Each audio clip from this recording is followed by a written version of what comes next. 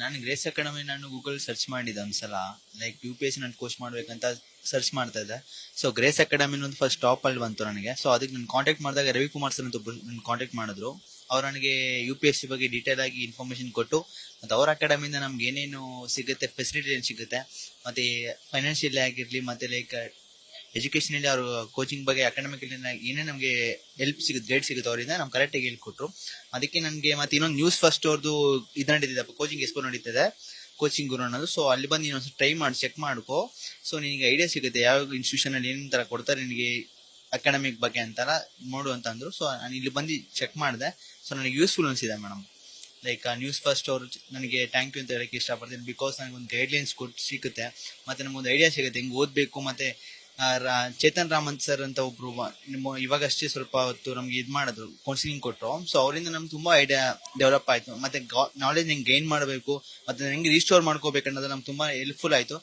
So ನನಗೆ ಈ expo ಇಂದ ನನಗೆ ಯೂಸ್ಫುಲ್ ಆಗಿದೆ. ಥ್ಯಾಂಕ್ ಯು ಅಂತ ಹೇಳ್ತೀನಿ ನ್ಯೂಸ್ ಫಸ್ಟ್ ತೇಜಸ್ ಅನ್ಬಿಟ್ಟು.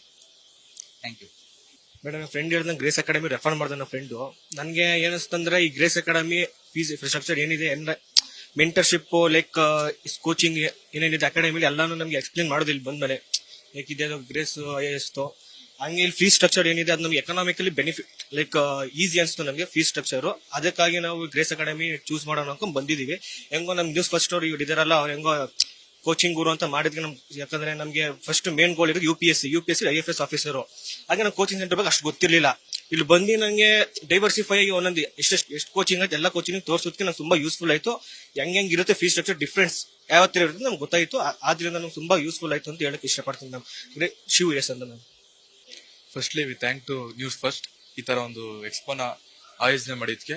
ಗ್ರೇಸ್ ಬಗ್ಗೆ ಹೇಳಬೇಕು ಅಂದ್ರೆ ನಮ್ಗೆ ಫೀಸ್ ಸ್ಟ್ರಕ್ಚರ್ ಹೆಂಗಿರ್ಬೇಕು ಅದೆಲ್ಲ ತಿಳಿಸ್ಕೊಟ್ಟಿದ್ದಾರೆ. ಆಮೇಲೆ ನಮ್ಗೆ ಮಿಡಲ್ ಕ್ಲಾಸ್ ಬ್ಯಾಕ್ ಗ್ರೌಂಡ್ಗೆ ಸ್ವಲ್ಪ ಎಕನಾಮಿಕ್ಗೆ ಇದಾಗಿ ಯೂಸ್ ಆಗುತ್ತಿದ್ದು.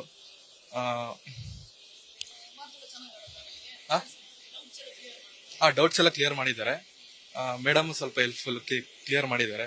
ಆಮೇಲೆ ಗ್ರೇಸ್ ಬಗ್ಗೆ ಏನು ಅಂದ್ರೆ ನಮ್ ಫ್ರೆಂಡ್ ತೇಜಸ್ ಅಂತ ಹಿಂಗೆ ಸರ್ಚ್ ಮಾಡ್ಬೇಕಾದ್ರೆ UPSC ಬಗ್ಗೆ ಅವ್ನು ಗ್ರೇಸ್ ಬಗ್ಗೆ ಹೇಳ್ದ. ಹಿಂಗೆ ಅಕಾಡೆಮಿ ಚೆನ್ನಾಗಿದೆ, ನಮ್ಗೆ ಮಿಡಲ್ ಕ್ಲಾಸ್ ಬಂದಿರೋರಿಗೆ ಸ್ವಲ್ಪ ಎಕನಾಮಿಕಲ್ ಬ್ಯಾಕ್ ಗ್ರೌಂಡ್ಗೆ ಹೆಲ್ಪ್ ಆಗುತ್ತೆ ಅಂತ ಹೇಳ್ದ. ಅಷ್ಟೇ, ಅದಕ್ಕೆ ಬಂದು ಗ್ರೇಸ್ ಅವ್ರು ಚೆನ್ನಾಗಿ ರೆಸ್ಪಾಂಡ್ ಮಾಡಿದ್ದಾರೆ. ಎಲ್ಲ ಇನ್ಫಾರ್ಮೇಶನ್ ಹೇಳಿದ್ದಾರೆ.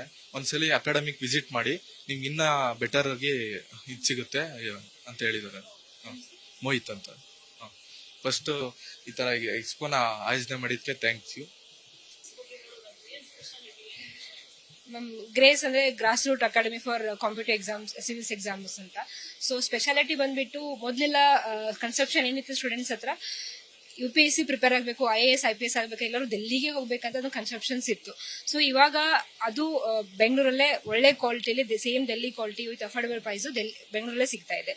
ಸೊ ಈಗ ರೀಸೆಂಟ್ ಅಲ್ಲಿ ಡೆಲ್ಲಿ ಕ್ವಾಲಿಟಿ ಕೋಚಿಂಗು ಸಿಗುತ್ತೆ ಬೆಂಗಳೂರಲ್ಲಿ. ಬಟ್ ಮೇಜರ್ಲಿ ಇಂಟರ್ವ್ಯೂ ಅಂದ ತಕ್ಷಣ ಇವಾಗ್ಲೂ ಸ್ಟೂಡೆಂಟ್ಸ್ ಪ್ರಿಫರ್ ಮಾಡೋದು ಡೆಲ್ಲಿನೇ. ಬಟ್ ನಾವು ರೀಸೆಂಟ್ ಆಗಿ mock interview retired DGP Shankar Bidri sir ಅವರ ನೇತೃತ್ವದಲ್ಲಿ ಮಾಕ್ ಇಂಟರ್ವ್ಯೂ ಕಂಡಕ್ಟ್ ಮಾಡಿದ್ವಿ. ಸೊ ಯಾರು ಇಂಟರ್ವ್ಯೂ ಕ್ವಾಲಿಫೈ ಆಗಿದಾರಲ್ವಾ, ಸೊ ಅವರೆಲ್ಲರೂ ಬಂದು ಮಾಕ್ ಇಂಟರ್ವ್ಯೂ ಅಟೆಂಡ್ ಆದ್ರು, ಸರ್ ಹತ್ರ ಗೈಡೆನ್ಸ್ ತಗೊಂಡ್ರು. ಅದು ತುಂಬಾ ಒಳ್ಳೆ ಅಭಿಪ್ರಾಯ ಸ್ಟೂಡೆಂಟ್ಸ್ ವ್ಯಕ್ತಪಡಿಸಿದ್ರು. ಸೊ ಅದು ಒಳ್ಳೆ ರೀತಿ ಹೋಯ್ತು ಮಾಕ್ ಇಂಟರ್ವ್ಯೂಸ್ ಎಲ್ಲ. ಸೊ ಇವನ್ ಫಿಲ್ಮ್ಸ್, ಮೇನ್ಸ್, ಇಂಟರ್ವ್ಯೂ ಎಲ್ಲಾ 3 ಸ್ಟೇಜ್ ಅಲ್ಲೂ ಗೈಡೆನ್ಸ್ ನಾವು ಡೆಲ್ಲಿ ಕ್ವಾಲಿಟಿ ಕೊಡೋಕೆ ಟ್ರೈ ಮಾಡ್ತೀವಿ. ಆಮೇಲೆ ಒಂದು ನಮ್ದು ಮೋಟೋ ಸಪೋರ್ಟ್ ಟಿಲ್ ಸಕ್ಸಸ್ ಅಂತ.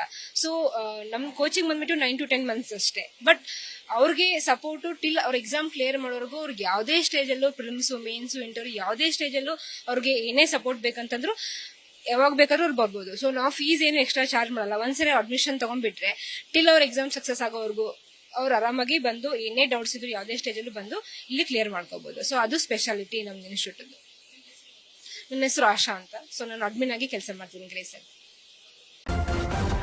ನ್ಯೂಸ್ ಫಸ್ಟ್ ನಿರ್ಭೀತಿಯಿಂದ ನಿಮ್ಮ ಪರವಾಗಿ.